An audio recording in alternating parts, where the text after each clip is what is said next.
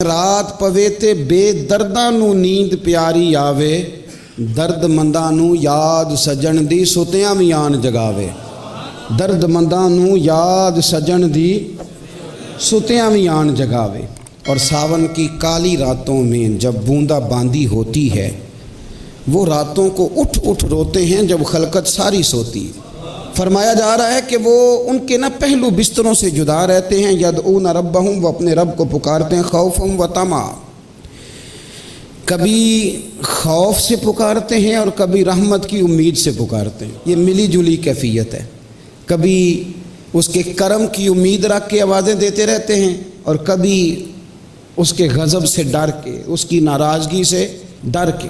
اہل معرفت جو ہوتے ہیں ان کی زندگی معرفت والی ہوتی ہے، وہ پھر ان کی زندگی غافلوں جیسی نہیں ہوتی۔ معرفت جب انہیں نصیب ہو جاتی، پہلے تو ہمارے زمانے میں معرفت کا ذہن ہی نہیں، ہمارا شوق نہیں معرفت حاصل کرنے کا۔ ہم کچھ کلو کال کی باتیں سیکھنے کے عادی ہیں، جن سے ہم کسی مجلس میں محفل میں بیٹھیں تو میلہ لوٹ سکیں، وہ باتیں ہم سیکھتے ہیں۔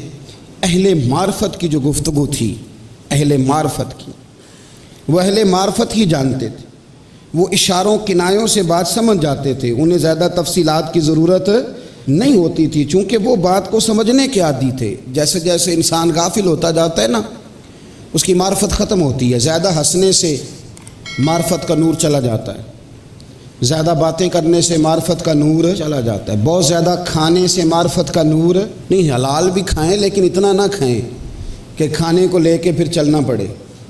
کھانا معتدل، اس پر باقاعدہ علماء نے بحث کیا ہے کہ زیادہ روٹی کھانے سے شہوت پیدا ہوتی ہے، زیادہ روٹی کھانے سے نیند آتی ہے، غفلت ہوتی ہے۔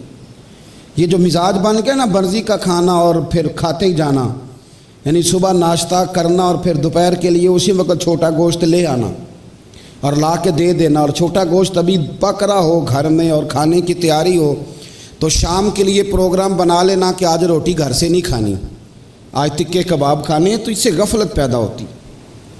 اس سے غفلت، امام غزالی فرمایا کرتے تھے، نفس کو بھوکا رکھو گے تو گناہ کا عادی نہیں بنے گا،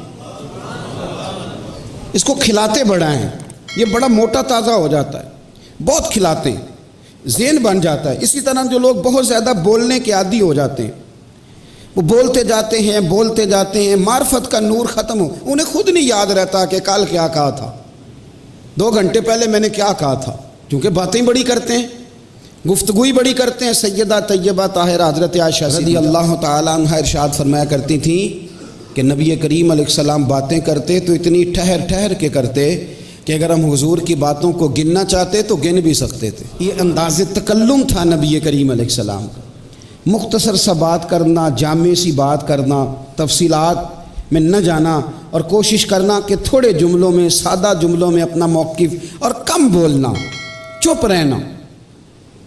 حضرت غوث اعظم رضی اللہ تعالیٰ عنہ فرماتے تھے، جس آدمی کو خاموش دیکھو نا وہ معرفت والا ہے، اس کے پاس بیٹھا کرو، تمہیں کچھ ملے گا، اور جس کو دیکھو نا وہ کسی کو بات ہی نہیں کرنے دے رہا، ادھر بھی ادھر بھی، دائیں بھی بائیں بھی، تو فرمانے لگے خالی ہے بیچارہ، یہ باتوں کے گورکھ دھندے میں رہتا ہے، گفتگو کا دھنی ہے، لیکن اس کے پاس کوئی کام کی بات نہیں ہے۔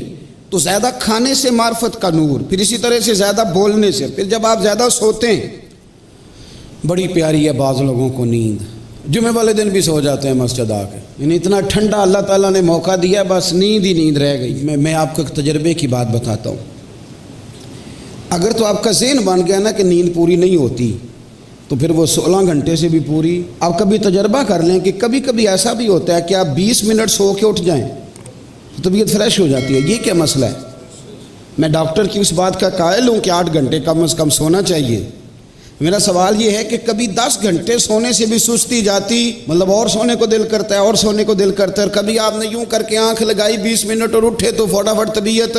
اس کا مطلب یہ ہے کہ فریش کرنا، سکون دینا، یہ مالک کی مرضی ہے۔ اس سے نا چست زندگی مانگیں کہ یا اللہ چستی والی زندگی دے۔ میں نے بہت سارے لوگوں کو دیکھا ہے، جہاں بٹھاؤ سو گئے، جہاں کھڑا کرو سو گئے، بس ہونے ہی آئے ہیں دنیا میں۔ او بھائی جاگنا ہے جاگ لے افلاک کے سائے تلے، پھر تو حشر تک سوتا رہے گا خاک کے سائے تلے۔ سونا ہی ہے نا قیامت تک قبر میں، کوئی اور کام تو نہیں نا۔ تو جہاں اللہ نے جاگنے کا موقع دیا وہاں تو جاگیں نا، اور جاگیں تو کسی کام لگیں، ضائع نہیں کریں وقت کو، عبادت کریں، ریاضت کریں، اللہ اللہ کریں، اپنے مزاج کو بدلیں۔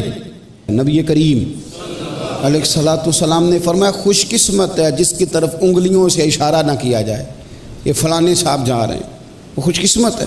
لیکن ہمیں شوق بڑا ہوتا ہے، ہمارا دل کرتا ہے کہ جدھر میں جاؤں میں ہی میں ہو جاؤں، اس سے بھی نقصان ہوتا ہے، اس سے بھی کئی دفعہ مسائل بنتے ہیں۔ آپ زندگی میں روٹین کے بہت سارے کام نہیں کر سکتے، آپ بہت ساری ایسی جگہوں پہ نہیں جا سکتے، پبلک پلیسز پہ جہاں آپ کو بڑی ایمرجنسی ہے، ضرورت ہے، آپ کی جو نارمل لائف ہوتی ہے زندگی کی وہ ڈسٹرب ہو جاتی ہے۔ جب آپ بہت زیادہ ایسے ہائی لائٹ ہو جاتے ہیں زمانے میں، تو اہل معرفت چھپنے کی کوشش کرتے ہیں، اپنے آپ کو بچاتے، ڈھونڈتا پھرتا ہوں اے اقبال اپنے آپ کو، آپ ہی گویا مسافر آپ ہی منزل ہوں میں۔ اسی طریقے سے جو لوگ خدا نخواستہ خاکم بدہن رزق حرام کماتے ہیں ان کی بھی معرفت چلی جاتی۔ حضرت بایزید بسطامی رحمۃ اللہ علیہ فرماتے ہیں کہ اگر ایک لقمہ کوئی بندہ حرام کا کھا لینا، ایک لقمہ، پوری روٹی نہیں، 2 روٹیاں نہیں، پورا مرغا نہیں، بکرا نہیں، سارا ایک لقمہ کوئی حرام کا کھا لے تو 40 دن تک اسے نماز کی لذت نہیں آئے گی، 40 دن تک مزہ نہیں آئے گا نماز کا۔ اب یہ سوال ایک ایسا عجیب ہے کہ جب لوگ آ کے کہتے ہیں مجھے نماز میں لذت نہیں آ رہی، تو اب یہ جملہ بتاتے ہوئے ڈر آتا ہے، آپ یہ بات کیسے کسی کو کر سکتے ہیں، سوال ہی نہیں پیدا ہوتا۔ لیکن حضرت بایزید بسطامی فرماتے اپنا رزق تلاش کر، اگر ایک لقمہ، آپ بات کو سمجھیں، اور انہوں نے بڑے طریقے سے سمجھایا ہے۔ وہ کہتے ہیں کہ اگر آپ بہت زیادہ تیز مسالے والی چیز کھا لیں تو آپ کے وجود کو ڈسٹرب نہیں کر دیتے؟ بہت زیادہ اس میں مرچیں ہوں تو تنگ کرتی ہے کہ نہیں؟ لکھنے میں، پڑھنے میں، بولنے میں آپ کو تکلیف کرتی ہے؟ بہت گرم گرم کھا لی تو چھالے نکل آتے ہیں۔ تو فرماتے ہیں اسی طرح جب حرام کھاتے ہو تو وہ بھی اپنا ایک اثر رکھتا ہے، وہ پھر تکلیف کرتا ہے، معرفت چلی جاتی۔ اہل معرفت کون لوگ تھے؟ باتیں تھوڑی کرتے تھے، نیند تھوڑی رکھتے تھے، اور رزق حلال کھاتے تھے، اور ان کی زندگی کا معیار اور سٹیٹس یہ تھا کہ وہ زیادہ سے زیادہ نیکیاں جمع کرنا چاہتے تھے۔ اور ایک اور بات بھی، جن لوگوں کی زیادہ شہرت ہو جاتی ہے نا، زیادہ شہرت، اور جو شہرت کے خواہش مند ہوتے ہیں ان سے بھی کئی دفعہ معرفت چلی جاتی ہے۔ جو آدمی چھپا رہتا ہے نا، چھپنے کی کوشش کرتا ہے، وہ اقبال نے کہا تھا تو نے یہ کیا عجب کیا، مجھ کو بھی فاش کر دیا، میں ہی تو ایک راز تھا سینہ کائنات میں۔ کبھی کبھی نا انسان چھپا رہے نا کونوں میں تو بچا رہتا۔